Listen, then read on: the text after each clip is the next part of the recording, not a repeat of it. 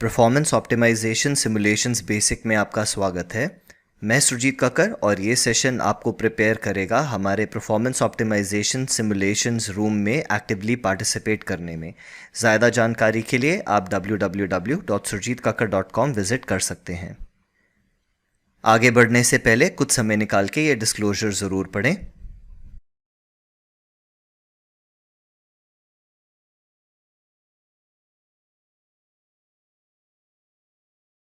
Performance optimisation basic part 4 में हम entry types, boosters, exits और ट्रेड मैनेजमेंट कवर करेंगे। तो आइए एंट्री टाइप से शुरुआत करते हैं। किसी भी ट्रेड की क्वालिटी के हिसाब से हम उसको एंटर करने के लिए 3 डिफरेंट तरीके यूज़ कर सकते हैं। सबसे पहले तरीके को टाइप 1 या लिमिट एंट्री बोलते हैं। सप्लाई के लिए लिमिट एंट्री के केस में हमारा सेल ऑर्डर एडवांस में ही कंप्यूटर में प्लेस्ड होगा, जो इस केस पे 200 रुपये पे होगा। जैसे ही प्राइस 200 पे आएगा हमारा वो ऑर्डर एग्जीक्यूट हो जाएगा और हमारी शॉर्ट पोजीशन क्रिएट हो जाएगी। इस तरह के ऑर्डर को टाइप 1 ऑर्डर कहा जाता है या फिर लिमिट ऑर्डर। ऐसे ही डिमांड के केस में हमारा ऑर्डर एडवांस में प्लेस होगा कि जैसे ही भाव 100 रुपये पे आता है, जो मेरा प्रॉक्सिमल लाइन है, मैं उस प्राइस पे ख़रीदना चाहता हूँ। जैसे ही प्राइस 100 रुपये पहुँचेगा मेरा टाइप 1 ऑर्डर या लिमिट ऑर्डर ऑटोमेटिकली एग्जीक्यूट हो जाएगा और मेरे शेयर्स बाय हो जाएंगे। दूसरी तरह की एंट्री को टाइप 2 या जोन एंट्री कहा जाता है। जोन एंट्री में सप्लाई के केस में हम वेट करेंगे कि एक पूरा का पूरा कैंडल उस जोन के अंदर होना चाहिए। जैसे ही हमें पूरा कैंडल जोन के अंदर दिखेगा हम एज अ टाइप 2 ट्रेड उसको करंट प्राइस पे बेच सकते हैं। और ऐसे ही डिमांड में जैसे ही पूरा का पूरा कैंडल हमको डिमांड जोन के अंदर दिखता है, हम जो भी करंट प्राइस है वहाँ पे खरीद सकते हैं। तीसरी टाइप की एंट्री को टाइप 3 या कन्फर्मेशन एंट्री कहा जाता है। कन्फर्मेशन एंट्री में सप्लाई के केस में जब हमको एक पूरा कैंडल जोन के अंदर दिख गया, उसके बाद हम ऑर्डर प्लेस करेंगे कि जब प्राइस जोन से बाहर आएगा तब मैं 200 रुपये पे बेचना चाहता हूँ। और ऐसे ही डिमांड के केस में जब हमारे को एक कैंडल जोन के अंदर दिख गया, हम ऑर्डर प्लेस करेंगे कि प्राइस जब इस जोन के बाहर जाएगा तब हम 100 रुपये पे ख़रीदना चाहते हैं। और इस तरह की एंट्री को टाइप 3 या कन्फर्मेशन एंट्री कहा जाता है। तो आइए अलग अलग तरह की एंट्री की डिसएडवांटेजेस और एडवांटेजेस समझते हैं। टाइप 1 का एडवांटेज ये है कि हमारा एंट्री आने का प्रोबेबिलिटी सबसे हाई होता है। इसका रीज़न ये है क्योंकि प्राइस सिर्फ जोन को टच करके वापस जा सकता है, और क्योंकि टाइप 2 और टाइप 3 एंट्री में हमको वेट करना पड़ता है एक कैंडल का जोन फॉर्म होने में, जिसकी वजह से टाइप 2 और टाइप 3 एंट्री मिस हो सकती है।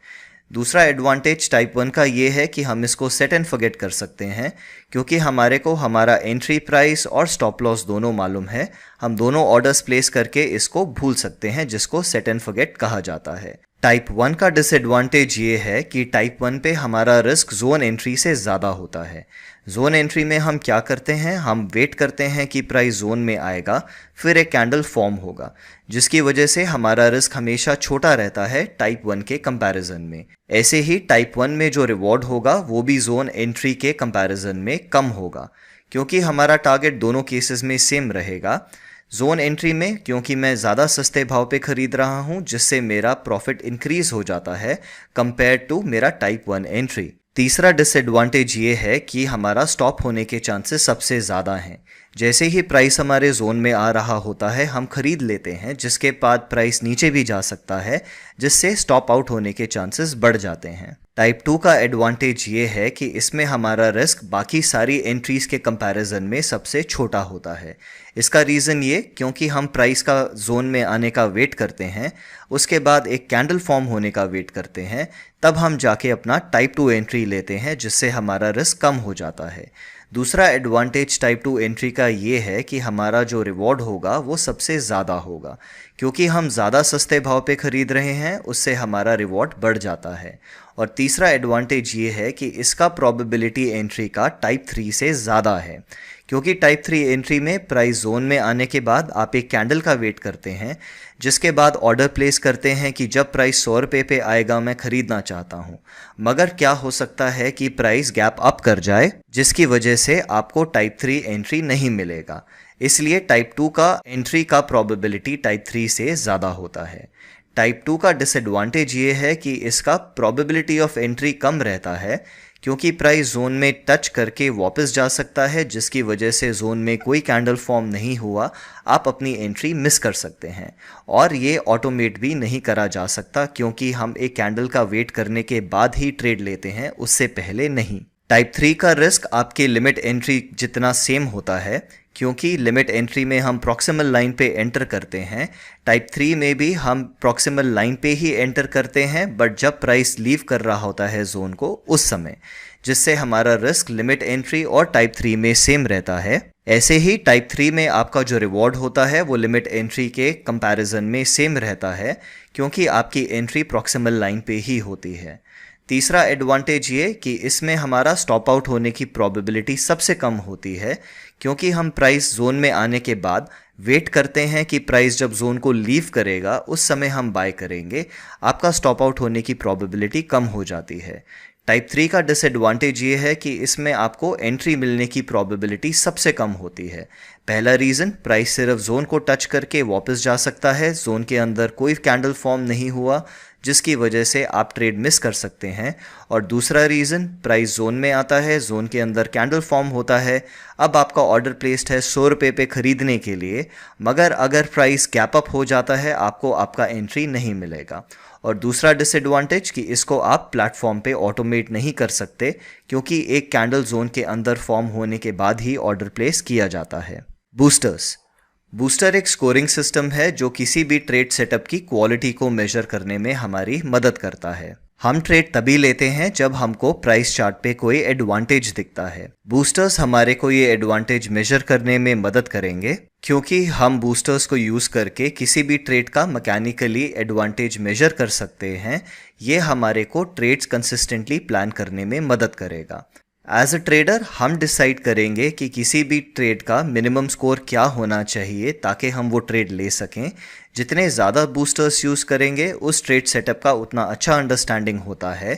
परफॉर्मेंस ऑप्टिमाइजेशन सिमुलेशन बेसिक्स में हम 4 बूस्टर्स सीखेंगे और परफॉर्मेंस ऑप्टिमाइजेशन सिमुलेशंस एडवांस में 6। पहला बूस्टर है फ्रेशनेस। तो आइए समझते हैं फ्रेशनेस को एज अ बूस्टर कैसे यूज़ करा जा सकता है।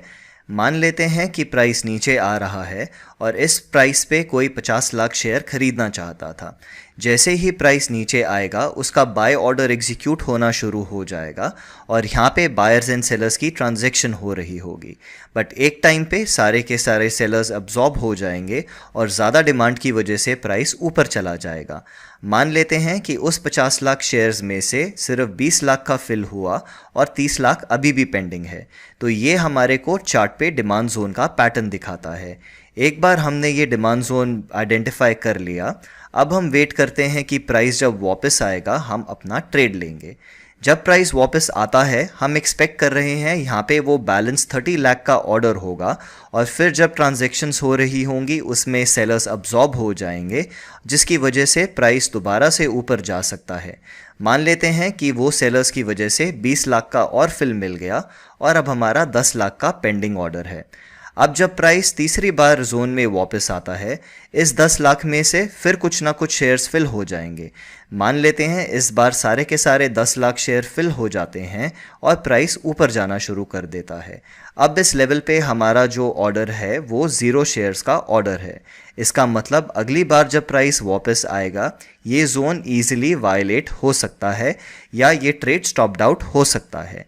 इसका मतलब ये कि जब तक जोन फ्रेश है वहाँ पे पेंडिंग ऑर्डर्स की प्रोबेबिलिटी बहुत हाई होती है और जितनी ज़्यादा बार वो जोन टेस्ट हो रहा है उस पेंडिंग ऑर्डर की प्रोबेबिलिटी कम होना शुरू हो जाती है। इस लॉजिक को समझते हुए हम फ्रेशनेस को एज अ बूस्टर यूज़ कर सकते हैं, जिसका मतलब ये कि जब भी हमारा सप्लाई जोन या डिमांड जोन फ्रेश होगा हम उसको हाईएस्ट स्कोर 3 देंगे। जब भी जोन एक बार टेस्टेड है हम उसको स्कोर 1.5 का देंगे, मगर अगर कोई जोन एक बार से ज़्यादा टेस्टेड है या काफ़ी डीप टेस्टेड है उस जोन को हम स्कोर 0 देंगे। दूसरा बूस्टर स्ट्रेंथ होता है जिसमें हम देखते हैं कि प्राइस ने जोन को कैसे लीव करा। जब भी आप कोई चार्ट देखते हैं चार्ट पे सारी कैंडल्स एक जैसी नहीं होती, कोई कैंडल्स रेगुलर कैंडल से बहुत बड़ी होती हैं। तो आइए समझते हैं इन बड़ी कैंडल्स का रीज़न क्या होता है। मान लेते हैं कि हमारा करंट मार्केट प्राइस 100 रुपये है। अगर मैं ख़रीदना चाहता हूं तो मेरे को किसी सेलर से ख़रीदना पड़ेगा, और आप अभी मार्केट डेप्थ में देख सकते हैं कि जो अगला सेलर है वो 100 रुपये 5 पैसे पे है। अगर मैं 100 रुपीज़ 5 पैसे पे ऑर्डर प्लेस कर देता हूं ख़रीदने को, इस प्राइस पे मेरे को मैक्सिमम 2 शेयर्स मिल सकते हैं, क्योंकि इस प्राइस पे सेलर सिर्फ 2 शेयर्स बेचना चाहता है। लेकिन अगर मैं 10 पैसा महंगा ख़रीदता हूँ तो मैं 2 + 305 मतलब के 360 शेयर्स खरीद सकता हूँ। अगर मैं 15 पैसे महंगा ख़रीदता हूँ तो मैं 352 शेयर्स खरीद सकता हूँ, और ऐसे ही अगर मैं 20 पैसा महंगा ख़रीदता हूँ तो मैं 84 शेयर्स खरीद सकता हूँ। मान लेते हैं कि मेरा ऑर्डर 5000 शेयर्स का था, और क्योंकि मुझे मालूम है कि हर एक प्राइस पे बहुत कम सेलर्स क्वांटिटी होती है, तो मैं अपना ऑर्डर 100 रुपये 50 पैसे पे ख़रीदने का प्लेस कर देता हूँ। तो जब करंट मार्केट प्राइस 100 था, मैंने अपना ऑर्डर प्लेस करा जो करंट प्राइस से 50 पैसा महंगा है। ऐसा करने से 100 रुपये से लेके 100 रुपये 50 पैसे तक जितने सेलर्स हैं उनसे मेरे को सारी की सारी शेयर्स की क्वांटिटी मिल जाएगी, और हो सकता है वो क्वांटिटी अभी भी सिर्फ 2000 शेयर हो। तो जब भी आप एक बड़ी कैंडल देखते हैं, इसका मतलब ये है कि बड़ी ग्रीन कैंडल का मतलब कि किसी ने करंट प्राइस से महंगा खरीदना स्टार्ट करा, क्योंकि वो ज़्यादा शेयर्स का फिल चाहता था। ऐसे ही सेल साइड पे अगर मैं बेचना चाहता हूँ तो करंट प्राइस से 5 पैसा सस्ता बेच के मैं 102 शेयर्स बेच सकता हूँ। करंट प्राइस से 10 पैसा सस्ता बेच के मैं 156 शेयर्स बेच सकता हूँ।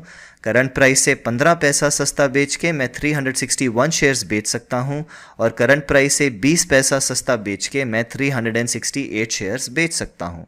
अगर मेरी क्वांटिटी बहुत ज़्यादा है तो हो सकता है मैं अपना ऑर्डर 40 पैसा सस्ते बेचने का प्लेस करूँ, जिसकी वजह से एक बड़ी सी रेड कैंडल नीचे जाना शुरू हो जाएगी, और अभी भी हो सकता है मेरे को सिर्फ 2500 शेयर्स का फिल मिलेगा।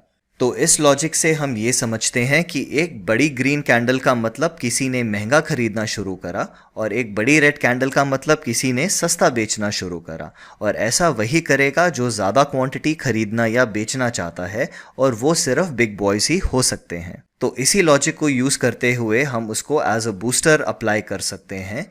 जब भी आप देखते हैं कि आपकी बेसिंग के बाद प्राइस गैप डाउन या गैप अप हुआ, हम उसको मैक्सिमम स्कोर देंगे जो कि स्कोर ऑफ 2 होगा। ऐसे ही अगर वो मूव बहुत स्ट्रॉन्ग था, जिसको हम एक्सप्लोसिव बोलते हैं, हम उसको 2 का स्कोर दे सकते हैं। मगर अगर वो मूव स्ट्रॉन्ग था ना कि बहुत स्ट्रॉन्ग, हम उसको 1 का स्कोर देंगे, और अगर ये मूव बहुत ही वीक था हम उसको 0 का स्कोर देंगे। बूस्टर 3 टाइम है।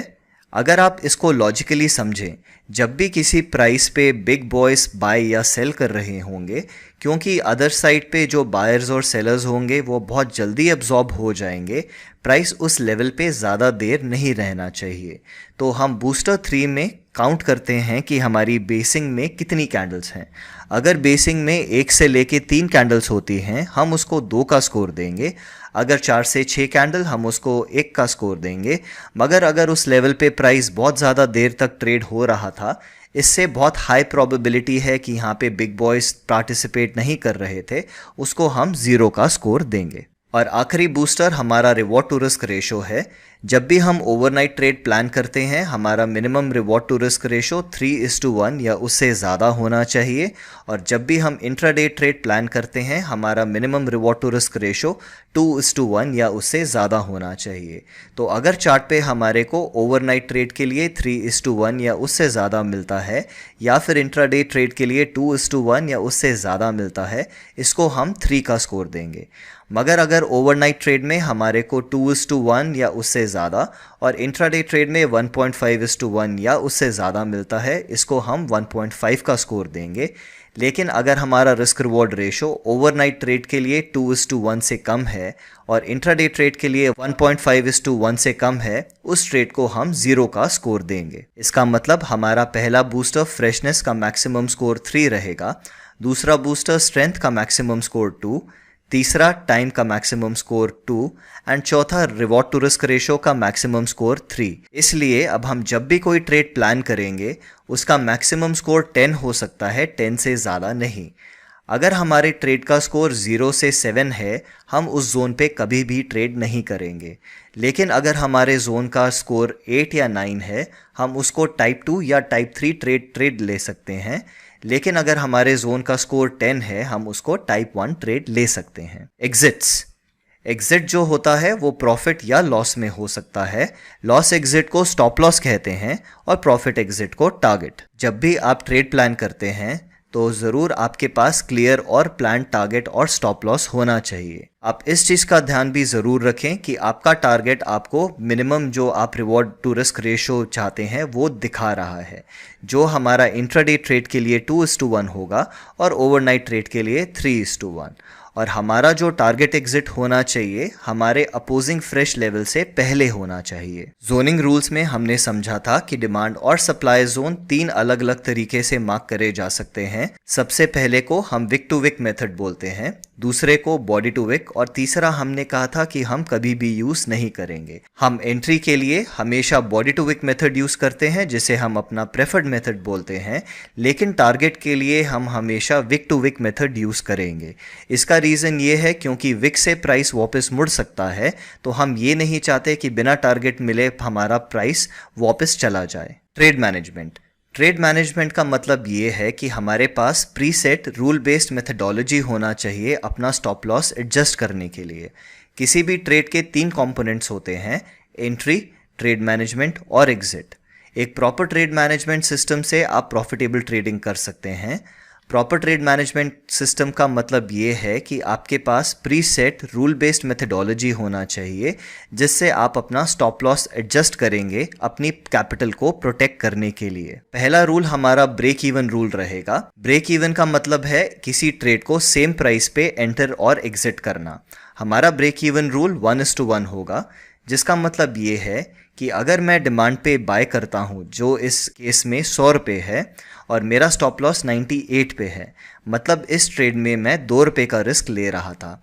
जैसे ही प्राइस 2 रुपये मेरे फेवर में जाएगा मैं अपना स्टॉप लॉस जो 98 पे प्लेस था उसको रिवाइज करके 100 पे कर दूंगा। ऐसे करने से अब ये ट्रेड फ्री ट्रेड हो गया।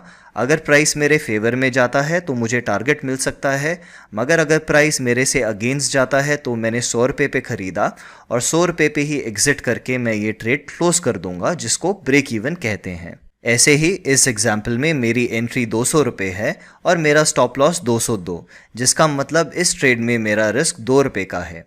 इस ट्रेड में एंटर करने के बाद जैसे ही प्राइस 2 रुपये मेरे फेवर में जाएगा जो 198 होगा, मैं अपना स्टॉप लॉस जो 202 पे प्लेस था उसको रिवाइज करके 200 पे प्लेस कर दूंगा। ऐसा करने से मैं फिर एक फ्री ट्रेड में हूँ। अगर प्राइस मेरे फेवर में जाता है तो मैं पैसा बनाऊंगा और मेरा टारगेट आ सकता है, और अगर प्राइस मेरे से अगेंस्ट जाता है क्योंकि मैंने 200 पे बेचा और 200 पे मेरा स्टॉप लॉस का मतलब मैं 200 पे ही खरीद के इस ट्रेड को क्लोज कर दूंगा, जिसको ब्रेक इवन कहते हैं। ट्रेड मैनेजमेंट के लिए ट्रेलिंग स्टॉप लॉस भी यूज करा जा सकता है, जो किसी पॉइंट्स या परसेंटेज के बेसिस पे हो सकता है और ज़्यादातर प्लेटफॉर्म पे ये ऑटोमेटिक हो सकता है। लेकिन हम परफॉर्मेंस ऑप्टिमाइजेशन सिमुलेशंस एडवांस में डिमांड और सप्लाई को यूज़ करते हुए एक टेक्निकल ट्रेलिंग स्टॉप लॉस कैसे यूज़ कर सकते हैं वो सीखेंगे और इसको हम मैन्युअली अप्लाई करेंगे। क्वेश्चन एंड आंसर सेशन के लिए आप अपने क्वेश्चन ज़रूर तैयार रखें। मैं सुरजीत कक्कड़, मेरे साथ बने रहने के लिए आपका धन्यवाद करता हूँ। मिलते हैं पार्ट 5 में।